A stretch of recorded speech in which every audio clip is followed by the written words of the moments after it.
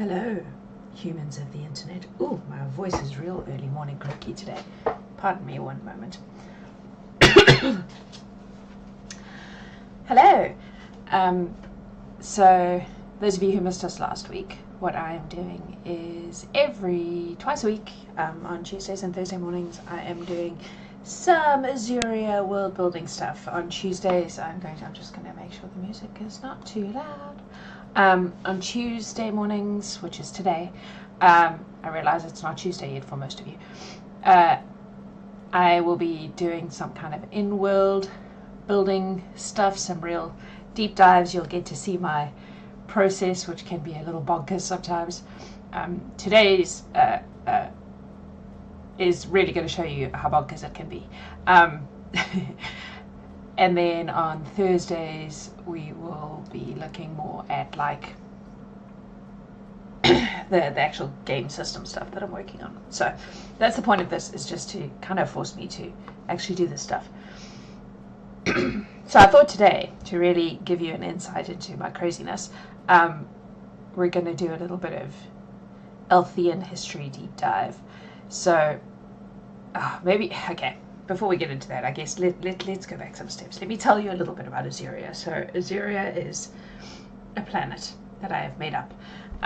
It is very closely connected to the fairy realms. So the veils between Azurhia and fairy are extremely thin, and there's a lot of crossover.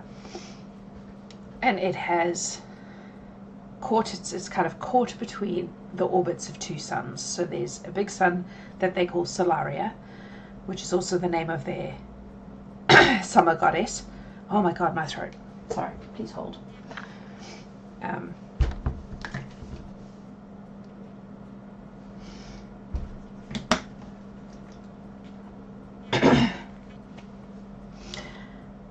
Right, so there's Solaria, which is the larger sun, which they named after their sun queen, right? And then there is Solum, I think I called it, the second sun, which is a slightly smaller one, and that one orbits the big one. Don't come at me with your cosmology, magic, okay? I realize that this is extremely not actually possible, that life would exist in a place like this, but magic, hence fairy. And then Azurhia is on an orbit, on like a figure-8 orbit around these two suns. And this influences, as you can imagine, a lot of stuff that goes on this planet, because they have essentially two seasons. They have the long season and the short seasons. The long seasons are when they're orbiting Solaria, and the short seasons are when they're orbiting Solum. And then their summertime is when they're passing between the two suns. So in real life, this would not be possible. I know this because science is a thing. However, something about the nature of its connection to fairy and its extreme magical mojo allows this to somehow continue to exist.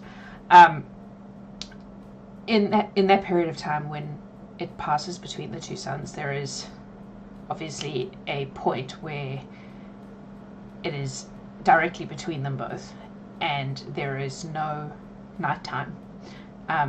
They call this the burn, which is essentially 5 days of just full-on sunlight from every direction. It gets very, very hot. In most societies, it's a big celebration. There is also a thing they call the lightening, which is because the planet kind of passes from one orbit to the other, the gravitational pull there's like a hop, and so there is a physical, it's not enough, it's not like people are flying around, but there's enough that there's a sense of lightness. So it's a twin light thing. It's the, sunlight, but also this actual weightlessness. This means a few interesting things about this place. It means that years are a weird concept, because a full year is a full rotation around both suns. That's a year, but that is essentially 2 years by our standards. One is longer than the other, so it makes it complicated, and so when they speak about age, they speak about rotations. So a person's birthday is celebrated as a celebration of that person, but it's not a point at which their age changes. Their age changes at every burn. So every person's age is based on how many burns they've been through. So if someone is born just before a burn, I think, what did I decide? Their first burn, wait, I'm going to actually look it up, because let's do this, let me do this. Right, for now you can ignore the spreadsheet, we'll just do this. So this is my world anvil, which is public, so if you're interested in it, you can go and find it. I'm not even in the right place, please hold. How do I get back there? How do I get back there? Edit, there we go. From memory, I think I decided, oh, I haven't even done this right. Gosh, this is going great, you guys. Okay.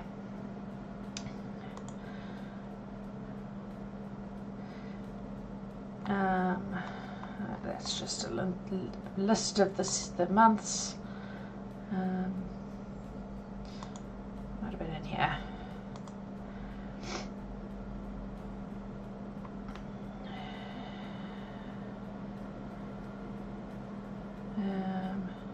I can't remember. I think I said that it was the first burn you hit is essentially 0, and then you've got to do a full rotation, and then you are 1.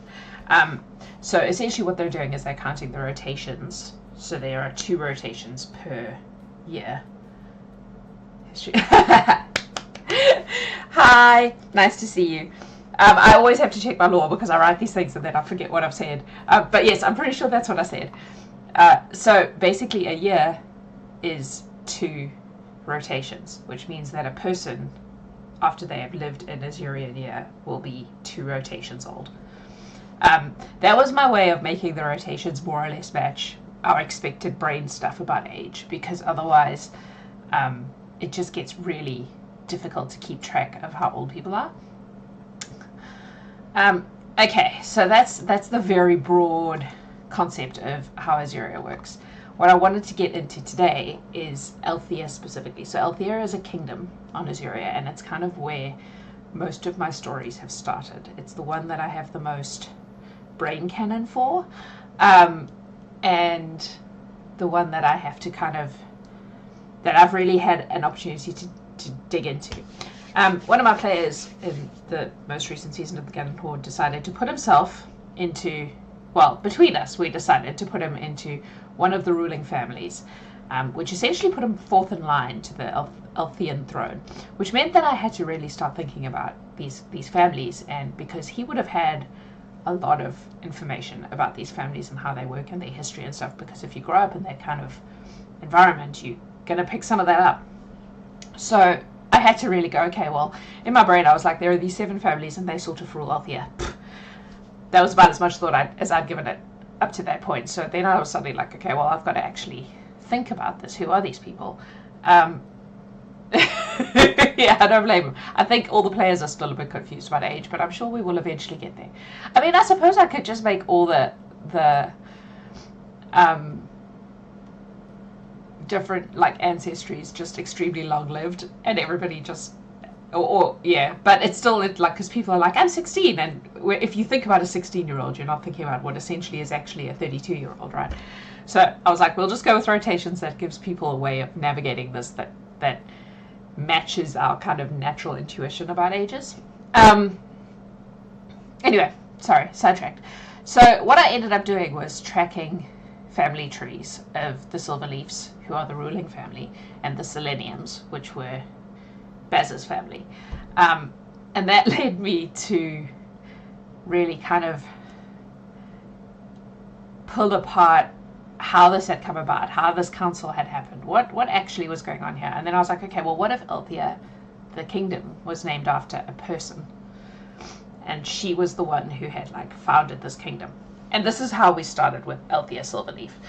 So she, the idea with Althea is that she showed up on this planet about 4,500 years ago, not rotations.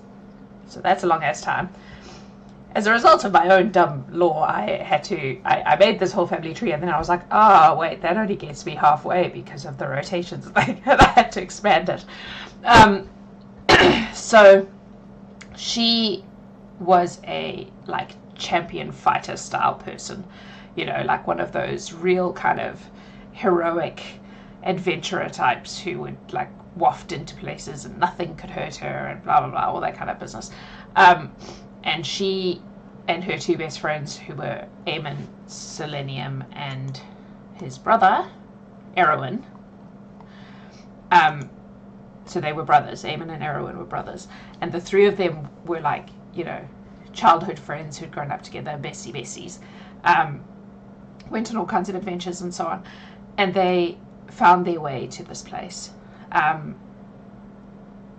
They would have come from Fairy, but been nobody particularly important in Fairy.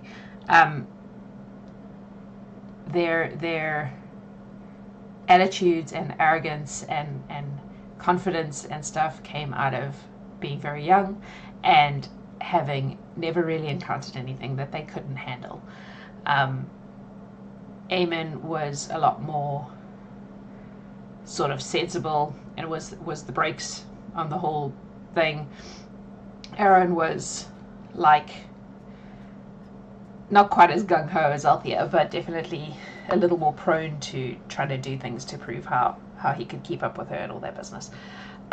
So they show up in this place, and it is a wilderness pretty much. There's a lot of random things running around, monsters and things. There are small like settlements and communities of people, but nothing you would call a city, nothing you would call anything elaborate. It's very kind of primitive in a lot of ways. And they noodled around this area for a bit, you know, doing their things and saving people from monsters and whatever. And then Althea got wind of the Shade Vales. The Shade Vales are in the southwest of Althea, what is now Althea. And essentially there is this massive mountain range that reaches from that southwest point all the way around and kind of creates a natural boundary for this kingdom, called the Titan's Teeth Mountains. And the Shade Vales exist in a large valley in that southwest area, so the mountain kind of cups them. And she got wind of this place because there were lots of like weird superstitious stories about it, and people would tell terrible, and nobody ever went there, and like anyone who went there was mad afterwards. And being who she was, they had never encountered anything they couldn't take on, right? So she was like, I'm gonna go have a look. And Eamon and even Erwin was a bit like, I don't know, this is such a good idea, this sounds a little bit nuts. And she was like, nah, I'm going. It's going to be great. I actually think... Did I decide that happened after they had already established? Yeah, I think that's what I did. So they, over time, established... It wasn't obviously a kingdom yet, but they established a kind of the beginnings of a society. And which is kind of a natural thing when natural leaders enter a place like that. Like they had come from a place that had ancient societies and cities that had been there for thousands of years. And so they kind of set up camp or set up a home in what is now Elder Castle, and began to just kind of help people develop themselves or help communities develop, and wiping out things that were causing trouble for people and all that kind of stuff. So by the time Althea got interested in the Shade Vales, there was already a need for someone to stay back and take care of the people, and so she left the Seleniums there. She was like, I'm gonna go, you guys hold down the fort here, I'm gonna go have a look. And she took some people with her, like, you know, other adventurers and so on, and she went into the Shade Vales. And what happened there, nobody really knows. She went in with a group of like 20, and she was the only one that came out, and she never spoke about it. So she came out wrecked. She was very physically damaged. She was mentally a mess. And it took a long time before she kind of came back to herself, and she was never quite the same afterwards. A lot of her confidence got shot. That gung-ho, there's nothing I can't handle, went away. Her and Eamon ended up getting married, and it wasn't something she would ever talk about, but it was very definitely a turning point for her and for them as a group. At that point, she became much more concerned with like the politics. She got kind of obsessed with blocking it off. So once she recovered, because there was a recovery period where she was useless and could do nothing, but her and the Selenium brothers at that point created the council, because they were like, well, this place needs to be protected, not just from external dangers and, you know, your average monsters, but there's this terrible thing sitting in the heart of, or not in the heart, there's a terrible thing sitting in Althea. Well, they weren't calling it Althea yet, and we need to make sure that our people are protected from it.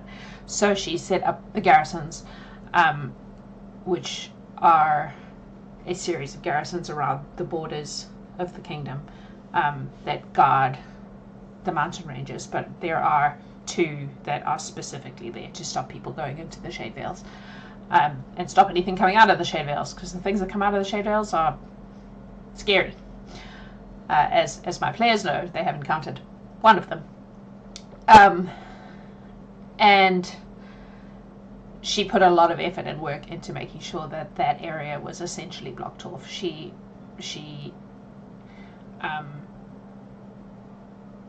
got the rangers going, so there are a group of rangers who basically patrol the edges of the Shade Vales. They're very, very outer edges, because if you're any closer than that, you go and get mad. But she's pretty much the only person who's ever been in there in recorded history. And yeah, they do still talk about that encounter. It was scary, and I designed it to be scary. Like, it was supposed to be a warning as much as anything. But I forgot what I was saying. Oh, yes, she's the only person who has been in recorded history and come out not either dead or completely insane and unable to do anything, which is a testament to what a strong woman she was. Like, she was as badass as she thought she was. It's just that the stuff going on in there is worse. So they then created the council. At the time, there were only 5 families, and the point of it, Althea created, I'm going to just go into my thing about the 7 families, because I don't remember who's who. Oh yeah, I kind of sort of remember who's who, but I probably will get it wrong, so let's just do this. I have so many, like, the 7 families. Right. So, can we just look at it, please? I know there's a just look at it option. Please, can I see?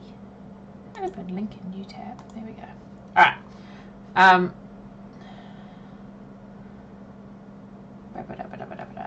Did I explain it? If I remember correctly, so obviously the Silver Leafs, that's Althea. So she was like, my family obviously are in the council. The Seleniums, these are her best friends, and our husband in one case. So Eamon Selenium would have joined the Silverleaf family. What did I say his name was? Erwin Selenium became the head of the Selenium family at the time. So those 2 families were obvious starting points for that. The Farluxen are like a seer elf family, so they're very wise and good at like foresight shit, basically. So she was like, well, we should bring them in because, and these are all families that would at this point have been settled to some degree in this place that they had created, the beginning of what would be Elder Castle. And pretty much all of these families would at one time or another come through from fairy, right? Because these are all elf families. So yeah, the Farluxen were seers, which meant that they had the ability to analyze the future and so on. And she was like, well, this is going to be useful for us to figure out what we need to do. The Sea Guard are sea elves, so that was, making sure that the water parts of the city, of the place, the country, what was becoming a country, were protected and represented on this council. And then the Nachvonderen are essentially dark elves, so the underground elves. So Althea was an idealist, and what she was trying to do here was make sure that everyone was represented. Of course, she was also an elf from Fairy, so her idea of everyone is elves, which is problematic, of course. But she came from that world, and so it didn't occur to her to include anyone else.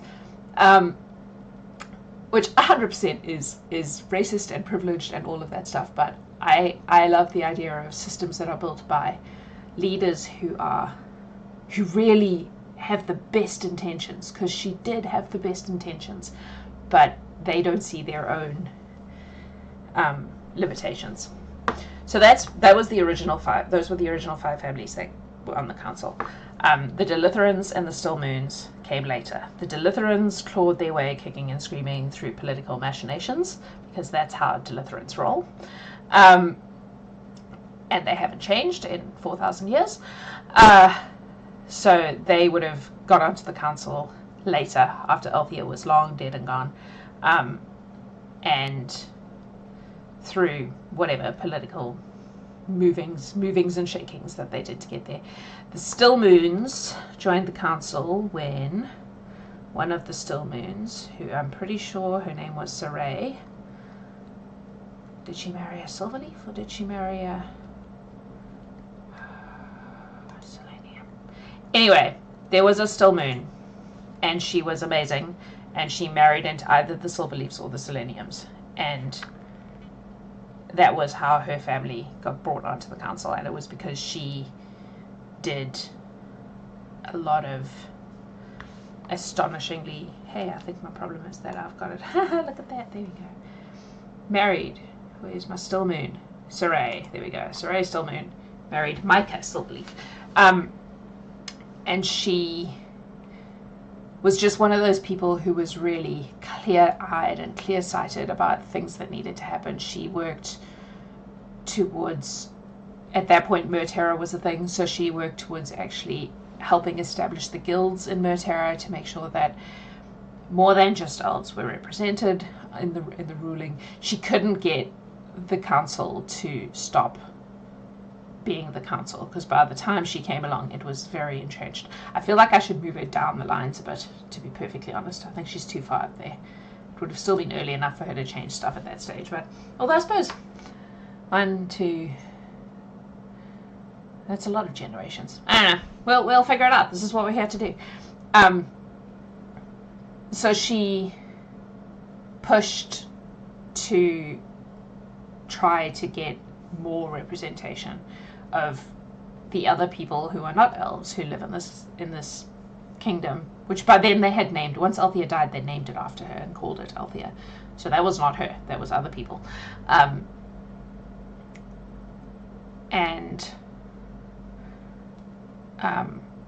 Yeah, but she never really managed to get it to take foot in Eldercastle, because by the time she came along, it was so entrenched in Eldercastle.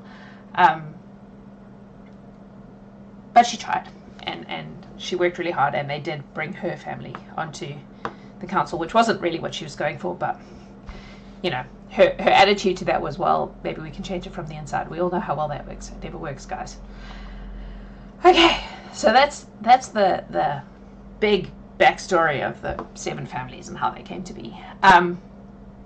What I ended up doing was really working out the full family trees of the Silverleafs and the Seleniums. My intent is to eventually do the others too, but I hadn't gotten very far, and then I got sidetracked. Because I'm a big nerd, I'm a humongous spreadsheet nerd, it's all done using formulas. So I was essentially randomly generating birthdays for them, and then also working out ages based on, like,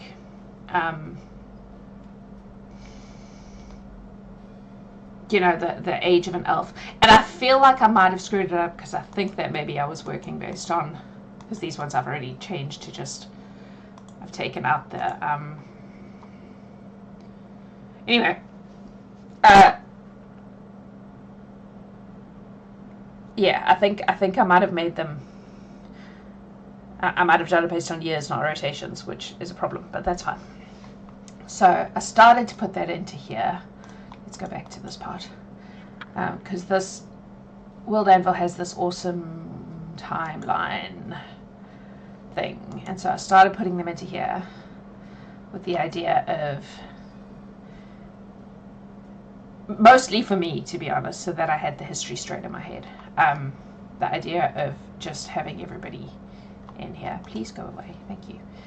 So we have the birth of Althea, and then I started putting in all the bits and pieces of everything, including the various the missions, but I didn't get that far.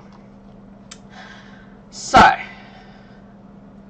what I wanted to work through today was to just kind of try to put a little bit of the, firstly maybe put more of these in here, but also just kind of get a sense of what that history looks like. So because I'm me, I make these people and they often appear almost fully formed in my brain. So like, I knew that Eamon was going to be a, I'm amused by that music. We're listening to Veritas, by the way, if you don't know who this is. This is Veritas. He's amazing. He makes copyright-free music for people to use on streams.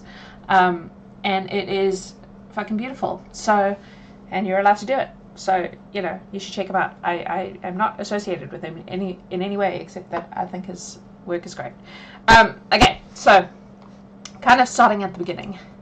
What I was doing was literally just, yeah, exactly, genealogy for the elven families, because I am a nerd, and that's how I roll. And I got all the way through the Silverleafs right up to Sarafay, who is the current ruler.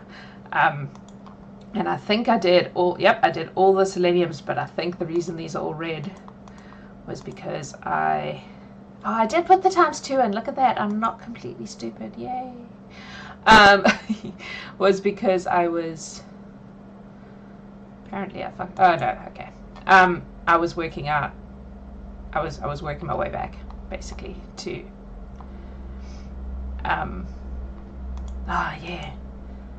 yeah, so what I was doing was I was getting it to randomly select a certain number of years between certain points. So like between, the age where that person would have been an adult and when would have been a reasonable time for them to have partnered up with someone and got married. For those of them. You can't hear music? Really? Sadness. Oh, it is quite quiet right now. What about now? Can you hear it now? It's gone real quiet, so hopefully that's all it is, but I don't know. Anyway, yeah, I was using essentially ran between two pick years. Oh, weird. It's showing on OBS, so that's so strange, but oh well. I'll see if I can fix it for next time. So it looks like I got as far as, so Evis would have been, okay, so Evis is who Lura married. Lura was Althea and Eamon's only child. Is that right? Is that what I did? Oh no, I gave them a second. Artin. Lura and Artin. So Lura would have been the queen after Althea because it goes down the family line, but it goes to the oldest. They don't care about gender. And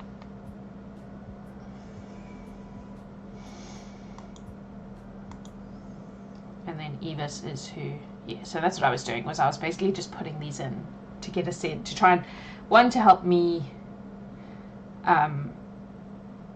get a sense of the timeline, but also to make sure that it didn't make any, it wasn't completely stupid, if that makes sense. So Althea's little jaunt into the Shade Vales would have happened before her children were born. That happened afterwards. And Lura was a bit weird. And many of the silver leaves have been a bit weird. And there has been lots of very, very... I shall turn it up slightly. There we go.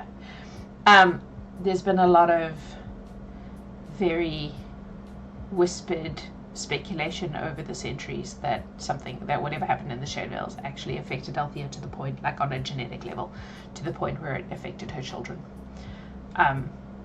Because Lura was a little crazy.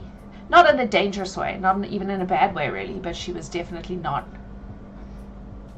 a stable person. Let's go with that. Alright, so we have Arten. So I'm actually just going to sit here and input this stuff for now, and maybe talk a little bit about who I think these people are as we go along. So Althea obviously was the queen. We've spoken about her at great length. Eccentric. Sure, we'll go with that. It kind of, what I imagine is someone who, you know, goes on long walks at night and looks at the moon, and when people ask her things, she says weird, mysterious things about the moon. Like Drusilla from Buffy, you know, but maybe not quite that extreme. Like, she was still able to function as a ruler, but she was just a little one foot in the weirdness, you know? Does that make sense? Okay, my other problem is that, kind of like Malachi, I guess, except that Malachi's craziness comes from just having so much information in his brain and absolutely no tolerance for other people. In short. Okay, so we're going to add... No, I've got to remember how to do this now. Oh my goodness. I think you can... Oh yeah, because they're okay. So we're going to go with... We've got Arten, we've got Nulathria. Birth of...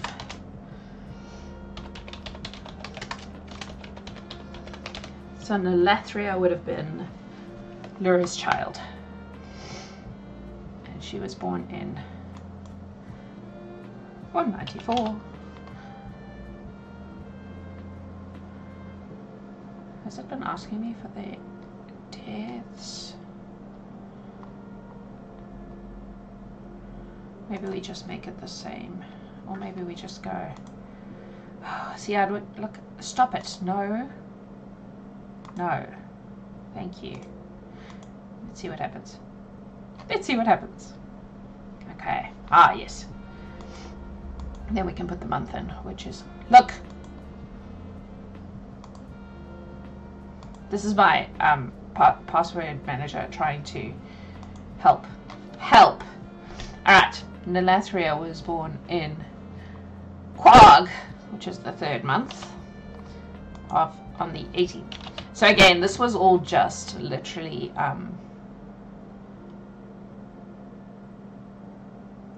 just randomly assigned because Excel did it for me, which is great. Okay, the event type is... I'm going to go with... I can't remember what I did with the others. Yeah, it looks like I just did... I don't know. I don't know. Maybe we should look at what we've done in the past. Connections, characters. I don't know if I've put her in yet. I think I have. I think I've put most of the...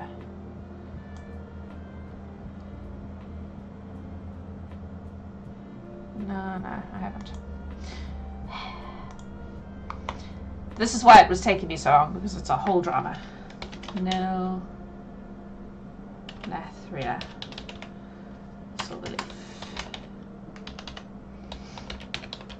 So, World Anvil is amazing for, like, I'm actually just going to give myself a bit more. Can we just make you a bit smaller, please? Because you are just there for reference. And we'll make you a bit bigger, because you are where I'm putting the things. Oh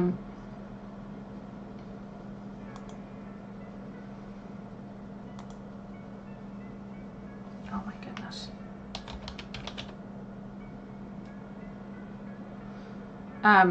World Anvils are really good for, like, being able to just put stuff in and just kind of let it, you know, do its thing. So I think that's all I need to do to make her appear, in theory. No? Oh my god. Alright, here's what we're going to do. We're going to go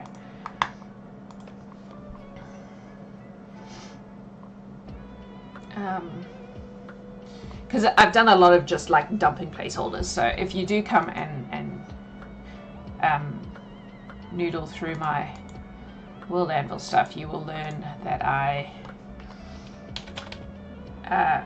that a lot of things are just placeholders for me to get back to later. So Silverleaf was the first child of Lura and Martin Silverleaf. No, Lura and yes.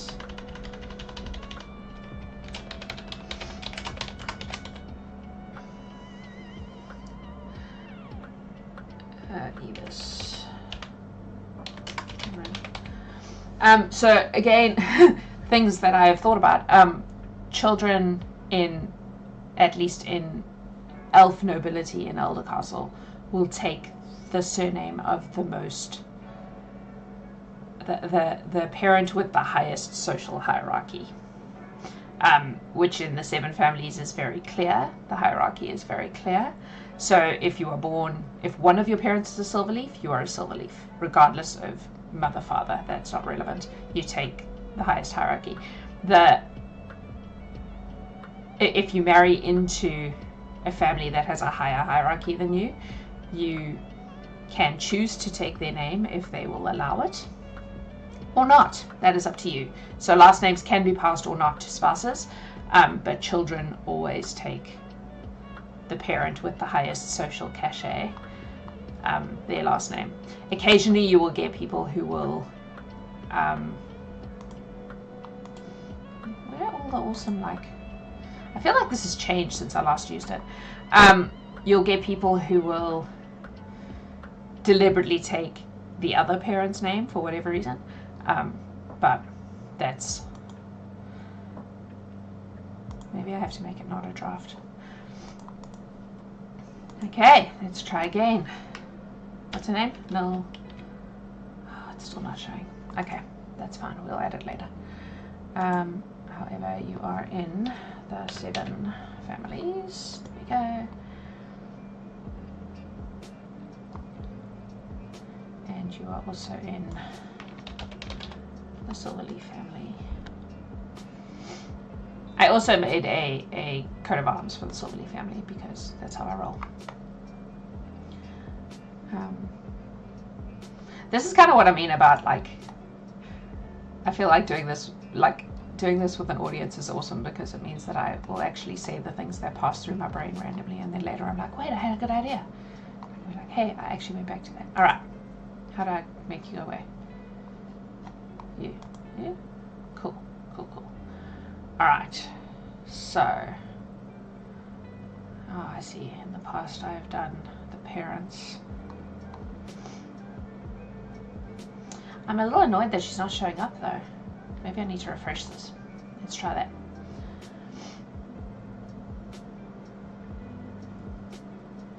So you're gonna get random lore dumps like how coat of arms. Well, yes, I do have a bit of a thing about coats of arms. That is a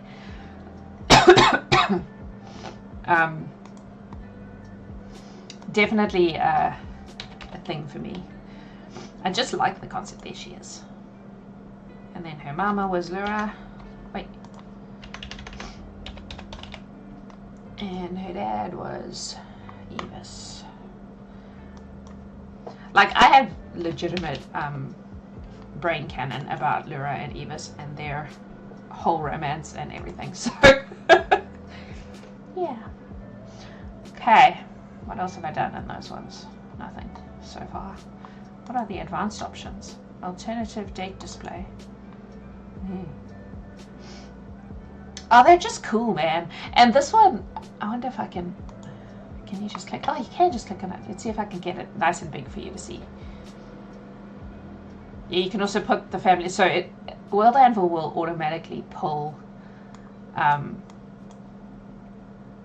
whatever you put into family trees into the, so like I can, eventually the idea would be, but you've got to connect everybody first to that. This will show the whole shebang, but anyway, here.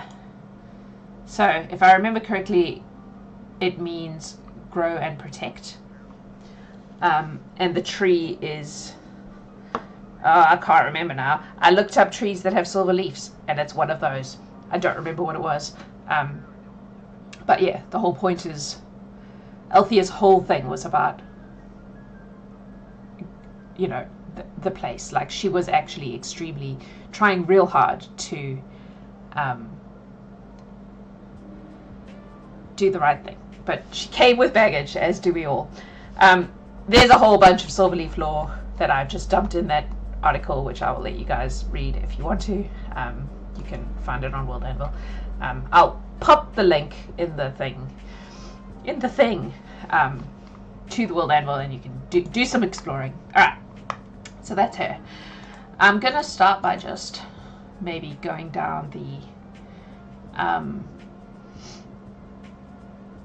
just this column for now. So Vesrin was who she married.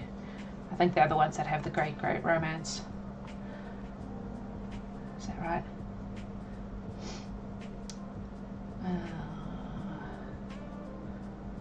Sure it was Nil. I don't know. One of them I was like, it's like, you know, the Lancelot Guinevere kind of full-on romance, and people still tell the story, and there are books written about it, and many romance novels based on, and I think it was Nil and Vesrin. Are there any menacing or scary coats of arms? I mean, I imagine the Dark Elves probably. I haven't got any further than the Silverleafs as far as coat of arms go, but the Nachverendens probably have a fairly dark one, because they are essentially, yeah, they're elves from underground, and the underground societies. Now you're opening up a whole new kettle of worms. The underground societies are a whole thing. They have a very particular worldview that comes out of some very particular stuff that I'm not yet willing to spoil. But I wonder if I can just turn it off for now. Yeah, it's fine. Alright, so who's next? Next we have Vesrin Evencloud.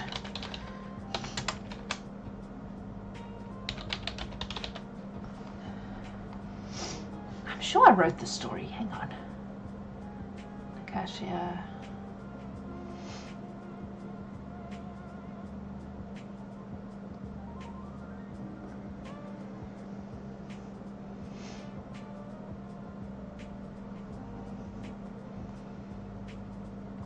Oh, this is also old. So this is from back when I thought that a few generations would suffice before I realized how many years were actually involved. That's right. Vesrin was the commander of the palace guard, and they fell in love.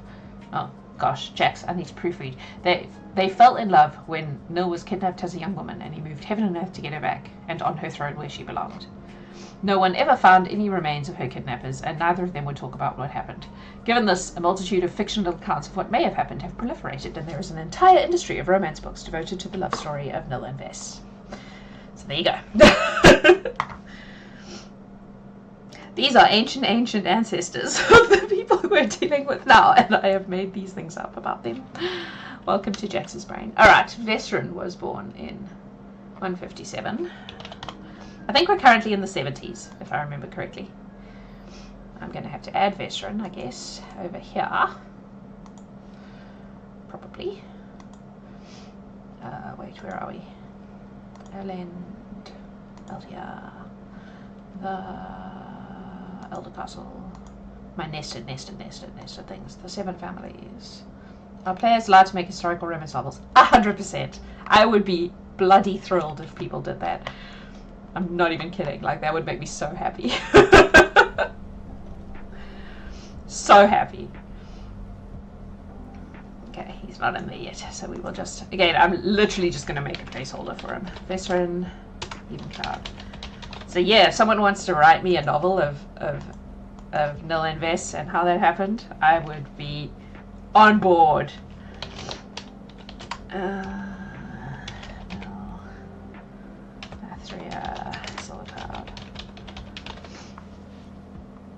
So where did cloud come from? No. Leaf. We are leaves. We are leaves. This is not a draft, because if it's a draft, my thing gets sad. Oh, I guess I'm gonna have to refresh again. I should probably go and just pop all these people in so that this is quicker, but whatevs. Oh man, I'd be so thrilled if an actual cottage industry of Vesindal romance sprang up. All completely not canon, because obviously nobody knows what happened except them. 22nd of Yarbat. No, not 122. 22. There we go. Silverfish. That would be sad. Sad, sad. Alright, connections. We are connected to... Oh, it's because he's even cloud. That's where the cloud came from. I'm not completely bonkers. Alright, we don't have veterans' parents because that's complicated. I need to figure out my colours too, I think. So, Silverleaf family... He probably was not on the council because he was just the husband. Alright, so I think I did start doing it. So births... Oh, it's because I haven't made it a birth. I think that's my problem. It might be importance. Minor regional. Does that change it? Cool.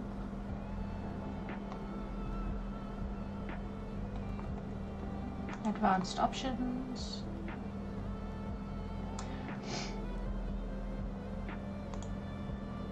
Ah, there we go. I think I left that out. Life birth. I didn't do that for her. We'll go back and do that for her, hey? No, no. Ah, yes, he was older. That's why. No, he was the palace guard. So this is life birth. Cool. Alright. See, the colours denote importance, I think. I guess the importance is dependent on, so that would be... So I think what we'll do is we'll make minor regional, no, but Aemon is different. Important national for the actual rulers.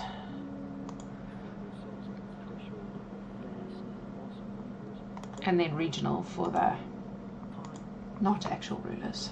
Yeah, that looks like that's what I was doing. So Arton never ruled. Vestrin never ruled. But Nil did. She was queen.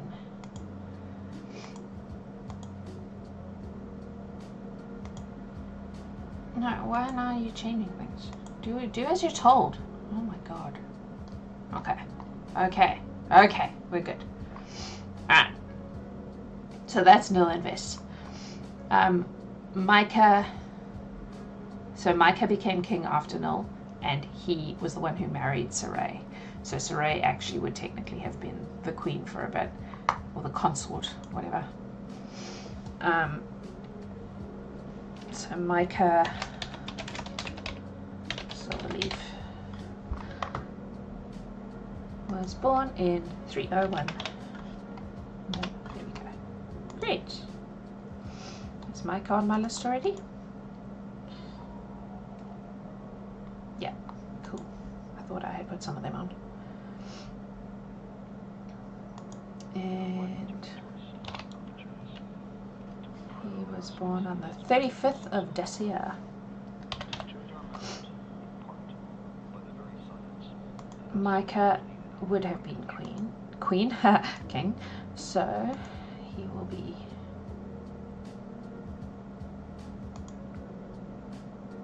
let's do that. Alright, and then we will pop in here,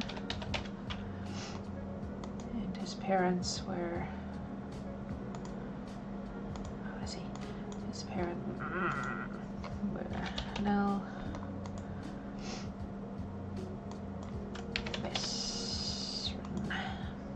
oh, we've got two Vestrins. Clearly it is a popular name amongst a certain class of elf. I think actually that Baz's father might be Vestrin. Maybe. Not sure. Not sure. And also the silver leaves. There we go. Did I put... I did. Okay, so I think we make the rulers also. So she would have been also Althea. She would have been Althea. Kind of. Martin, and then Nil would have been the next ruler. So eventually the idea would be to put in like, you know, coronation and like I'm going to put in deaths and stuff as well eventually. But again, just to get a sense of what the eras would have been and who would have been in charge and what it would have been like while that person was in charge, that kind of stuff. So Micah would also have been king at some point. Althea.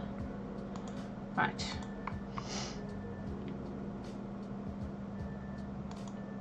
So Luel, if I remember, was Micah's brother. Yeah.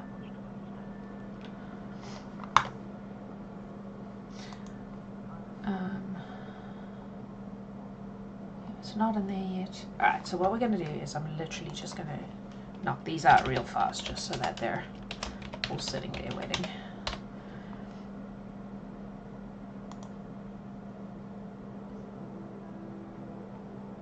Did you do it? Thank you. And then Saray. Still moon. It was technically also a still moon, but that's fine. She married in and became a silver leaf. Denali, silver leaf. Also, part of the point of doing this on the timeline is to see if my timings actually make sense. Because I'm not totally convinced. Talia Windsong.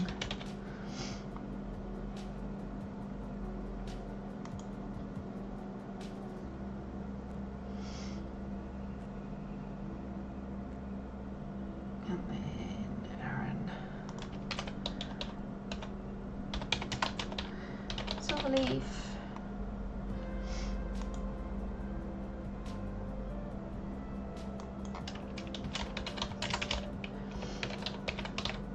They also technically could, if you were heir to the throne and you did not want to be ruler for whatever reason, in theory you could renounce your name, and then it would pass to the next person, the next of your name.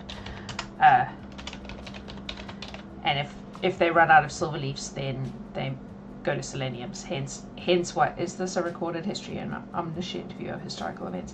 This part would be recorded.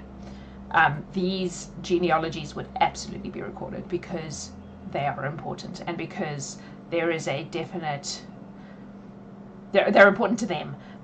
There is a hierarchy that is based on them, and the throne moves along these lines. So in theory, if someone wiped out like all the silver leaves and all the seleniums, you would have to go back far enough to figure out who should be next. So it is that very like upper class approach towards genealogy, and that is important to them. It has become more important over the years. Althea herself was not noble, so she wasn't particularly fussed about it, but over the years, as these families have become more and more entrenched and generations have passed and they've grown up in this environment, these things would be extremely well documented.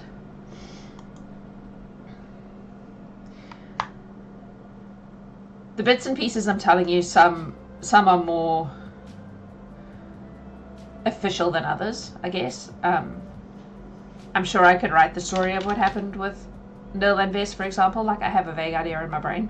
But I'm sure you can guess that the gist was, he was like, you ain't taking my girl, went after her, killed everybody. Thanks for playing. Oh, have I just done them twice? I think I did. I did. Done. Remove, please. There we go.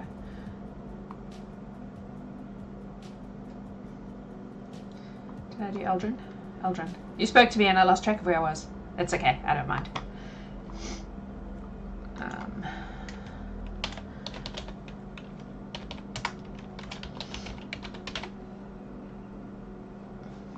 But there is an inherent classism to this whole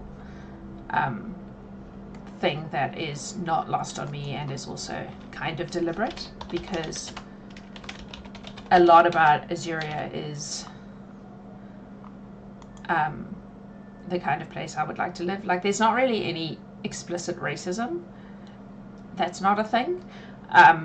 However, because of the way it was founded and because of the connection with fairy, there is some inherent hierarchical structure that runs along ancestry lines, predominantly elves or fae beings of one kind or another. And that is not lost on me, and it is also not lost on, there are people in the world it's not lost on either. Because you've got to leave some space for conflict, right? And to be perfectly honest with you, the like fight against the ruling class thing is close to my heart. He had a particular set of skills that were a nightmare for abductors. Yup. I imagine him a little bit like Gur. Like that's if you were around during season 1. I know that Matt was around during season 1, who is obviously who I'm talking to right now. But anyone watching this, Gur was Titania's consort, and I think that Veteran probably shared some similarities. Let's go with that.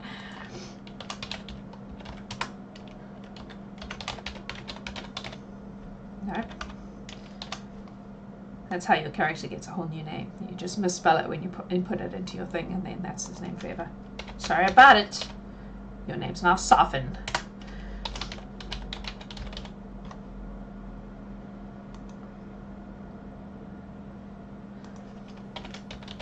What was I talking about? Oh, yeah. So I guess what I'm getting at is that there is some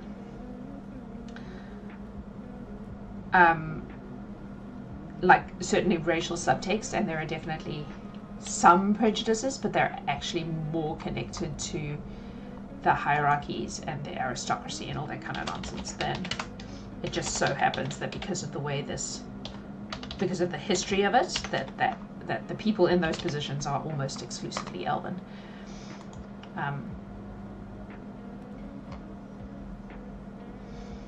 Yeah. Yeah. Oops, I wrote it down wrong. That's your name now. Sorry about it. Yeah. Kaimel.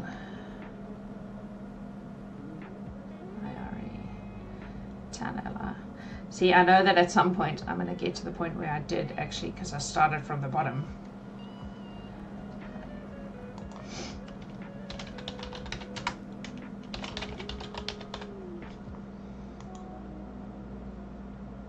And we're getting close to the ones that would have been, because we're getting close to Seraphay's like direct ancestors. So Raceman, I like to think that Silmari Silverleaf is who. Oh no, it's Silvani, not Silmari. Never mind. Never mind.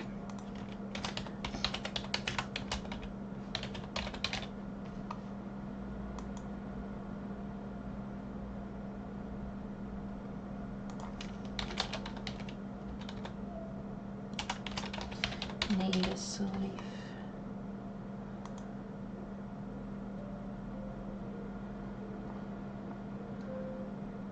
Stop. Where did I stop? Murden. Maybe Murden Oakenroth is where the stories of Merlin come from. I haven't even subjected you guys to my like Arthurian. Oh, there we go. Iris is there. Things. Nim. Nakashia. Oh. Nakiasa. How do you even say that? Can you tell I got these from thingy, fantasy generator thingy. Althea will definitely be there, and Selena and Seraphe will definitely be there. Cool. Alrighty. Ah, oh, see, she's there already. God damn it. I even spelled her name differently. That's fine. We'll go with it. We'll go with this one. I like that spelling better anyway. Okay. Okay. Now I should be able to knock these out without constantly having to come back around. My concern is that once I start looking at this, I'm going to realize that the timeline doesn't actually make sense, and I'm going to have to do some major tweaking. But that's fine. If that's what has to happen, that's what has to happen.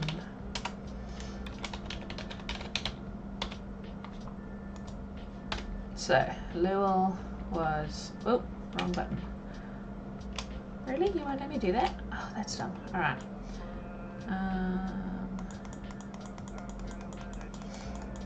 Yeah. Child of myth and base as well. 304.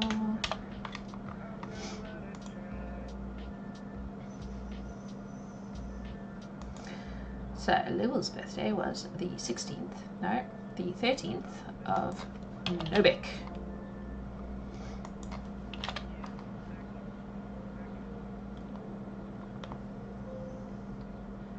And it is a birth,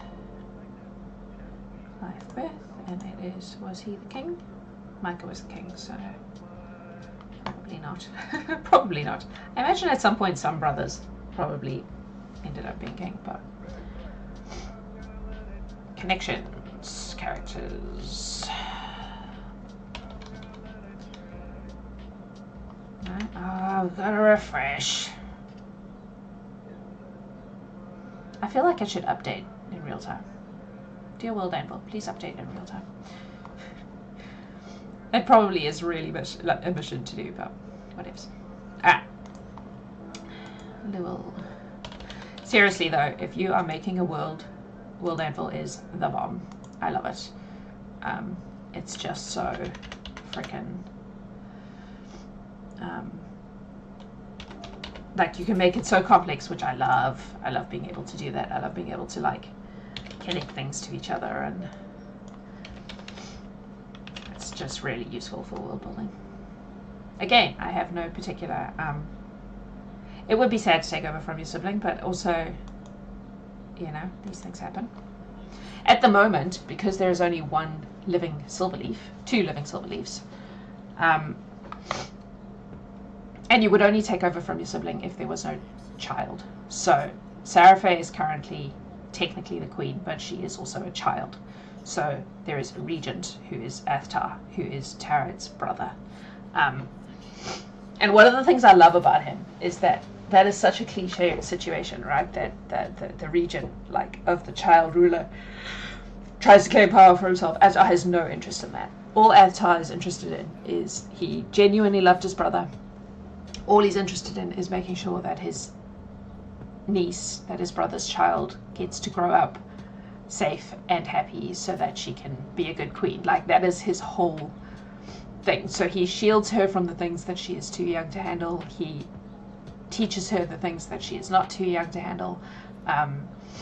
He is actually a really great and lovely uncle. He's not cut out to be a ruler, and he is doing his best in a difficult situation. So he's probably a really good example of someone who kind of took over from his brother, but he's not technically the king. Yeah, exactly. He's doing the job the way you're supposed to. But it's just, I was like, it would be so easy to fall down that route, right? The like regent who blah, blah, blah. But I was like, nah, I actually love the idea of him being exactly the thing that a regent is supposed to do. Like, that's his goal, is to just make sure that, who are we doing here? Lowell was not on the council. Would not have been on the council. Yeah. He's doing the right thing. Yeah.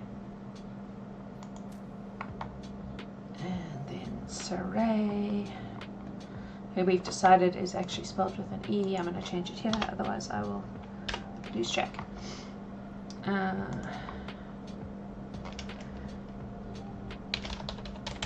Oh, I haven't been putting birth of. Oh no. Oh, I did some. Festering. Please hold while I fix my mistake. Birth of. Festering. Festering. Done. Be gone.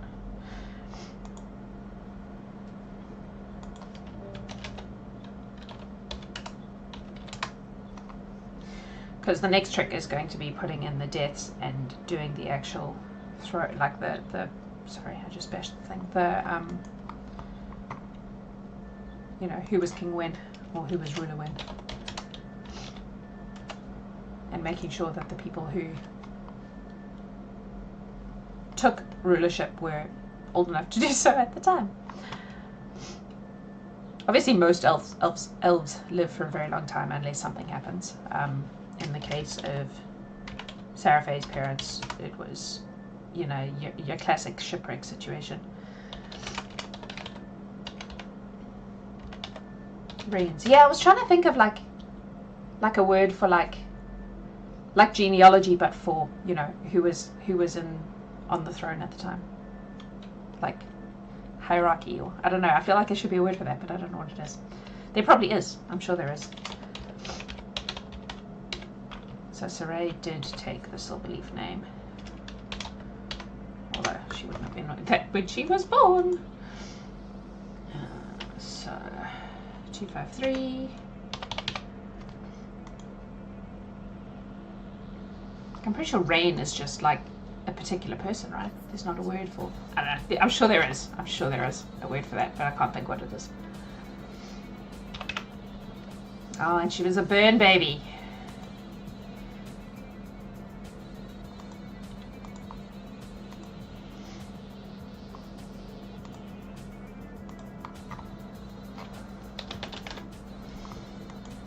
This is another character that I really want to like put some time into, because Saray could potentially, or at least her ideas could potentially have an impact on the world.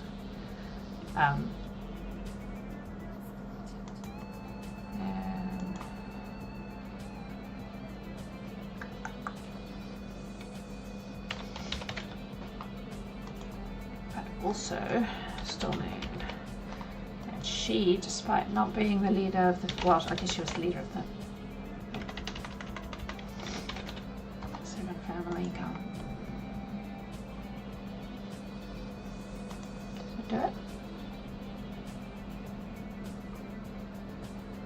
Oh, yeah, cool.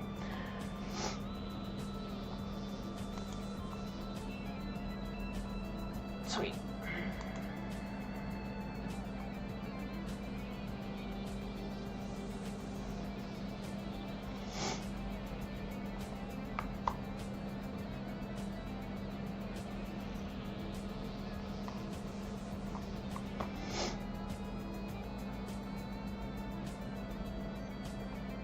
She was like 50 years older than him. That's awesome. Okay. I mean, I realize that's nothing for elves, but...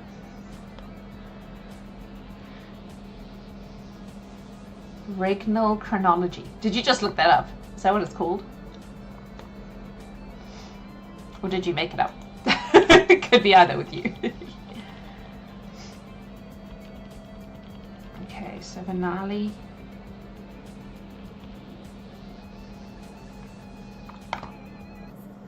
Yes, I did. It was an either-or question.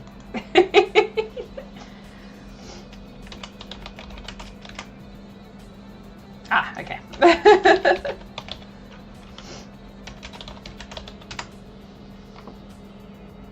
Well, thank you for looking it up. It doesn't really roll off the tongue, though. Sad. I thought there would be a better...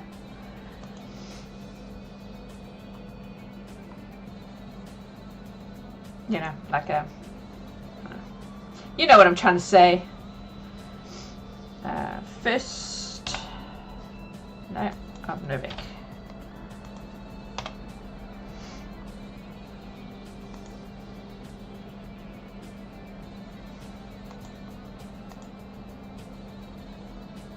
Who is this? Finale would have been ruler. wonder if I can... There must be a way to, like, specify what colours you want for the different things. Used when years were titled by rulers' length of time. Oh, okay. That does make sense.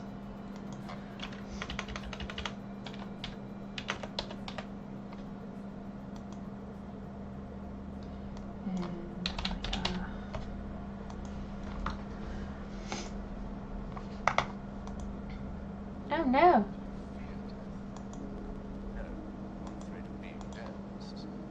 Let us refresh and see what happens. I broke World Anvil, you guys.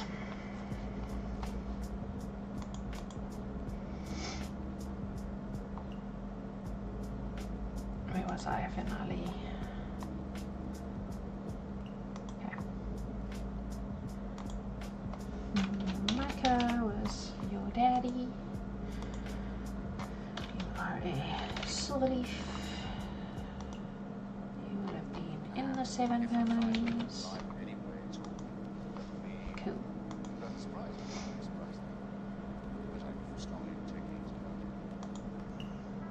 I'm just going to see if you can specify, like, I feel like you should be able to go, these are the colours I want for each of the things. I've broken an anvil with history. Yes, I am amazing. Ugh. I don't want to have to write CSS. Too hard, basket. Okay, that's fine. I'll have a look around later and see if I can work out if there's a way to be like, this is what color I want this to be, so I don't have to keep changing it. We've done quite well though. Probably should stop in about 10 minutes or so. Do you have any questions about this stuff that I'm just spouting away here?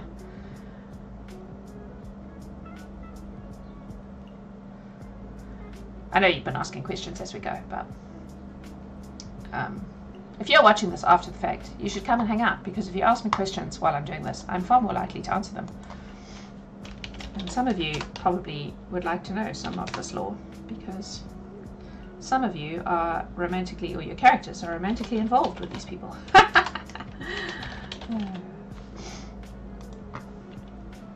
All good. It's great that you came and hung out. Thank you so much. It means a lot to me. Like, a lot of why I'm doing this is just because it's kind of like a body double thing, you know. It makes me actually do it on a regular cadence. But it's nice to actually have someone to direct my chatter to, I guess. And drop lore things on. Who are we doing here? Talia was not the... No. There we go. Some would have questions about romance novel writing. Look, if people want to write non-factual historical romance about my characters, I'm cool with that. I'm cool with that. No, I'm just going to put Talia for now, because we don't have her. I haven't got as far as making family trees for the people who marry into my family trees, although give me time, it could happen. If it becomes relevant, we shall see. Oh no, you wouldn't have been on the council. Okay, cool.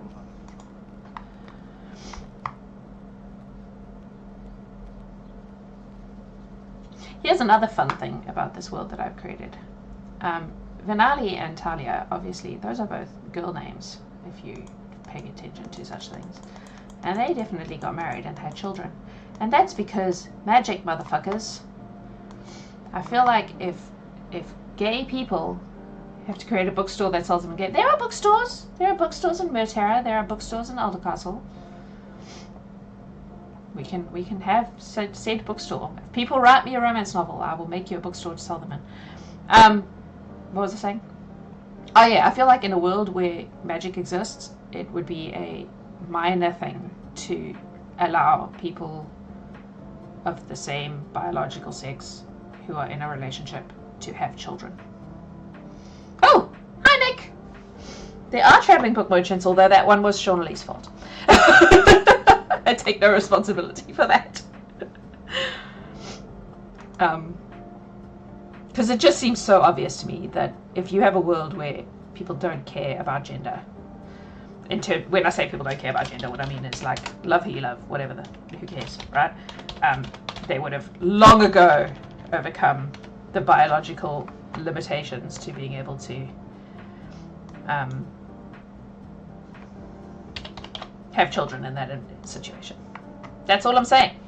If you want children, you can have them in my world, because if you can make magic that turns hippopotamuses into frogs, or like all the things that magic can do in TTRPG worlds, you're telling me no one's used that magic to make it possible for people to have babies if they need to. It just seems obvious to me. Anyway, that's one of my things. There you go. Now you know. 8. They are animals. Exactly. It's not even actually that much of a stretch from a like biology point of view. All you're doing is tweaking. How does society feel about adoption? It feels fine about adoption. Yeah. I imagine that there would be a little bit of... No, I actually think even in these sort of classes, because you can rescind your family name and you can choose to take it if you marry into the family, I see no reason why you wouldn't be able to take the family name if you were adopted and therefore fit into the hierarchy wherever you normally would. So I would say that if a Silverleaf adopted a child, that child would become part of that, the line to the throne.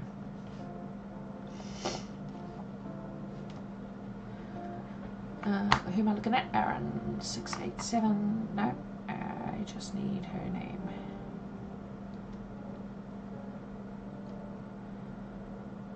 Why am I doing this the hard way? What? Did I not put her in after I did everybody else? There she is. Okay. And Aaron was the child of Manali. I have a lot of these like weird little things. Like I also have, there is magical, absolutely more about nurture than nature, but also it's about the name in a lot of ways. Like, which is why the child will always take the more important family's last name, because carrying the names, as you know, are super important in fairy culture. So some of that has crossed over into elven culture, and so those names have the power of them is not only just this is an important name because it belongs to an important person. There's actual like there's something in the naming that is significant on a deeper magical level. So the family line, I guess what we would attribute as humans to bloodlines, that family line, that name, the line of the name is just as important as a bloodline would be. I only just realized that, by the way, as we were talking about it, because it's one of those things that just makes sense to me in my head, in this world, because this world just lives up here, which is why I'm trying to get it out of here and give it to you. Because so much of it is just in my head. And you ask me a question and I can just be like, oh yeah, this is how it is. And it's just because I know. Just because I know. I just know. Okay. Who are we doing? Aaron. Aaron was the oldest child of Finale and Talia and therefore would have been on the council. And yeah, cool. Alright, I might stop there. We'll stop at Aaron. Oh, they were twins. Look at that. I made twins. That's cool. Alright. I'm going to stop there for the day because it is nearly 6:30 and I need to... I'm glad, thank you. I know you understand because you're also DM, so you probably also live with worlds in your brain. But yeah, people ask me questions and I'm like, okay, what is the logical response given everything I know about this place? Boom, here it is. It just seems obvious. And that was one of the things. Also, contraception. To me, I'm like, if you live in a magical world, you will be able to magically prevent babies if you do not want them.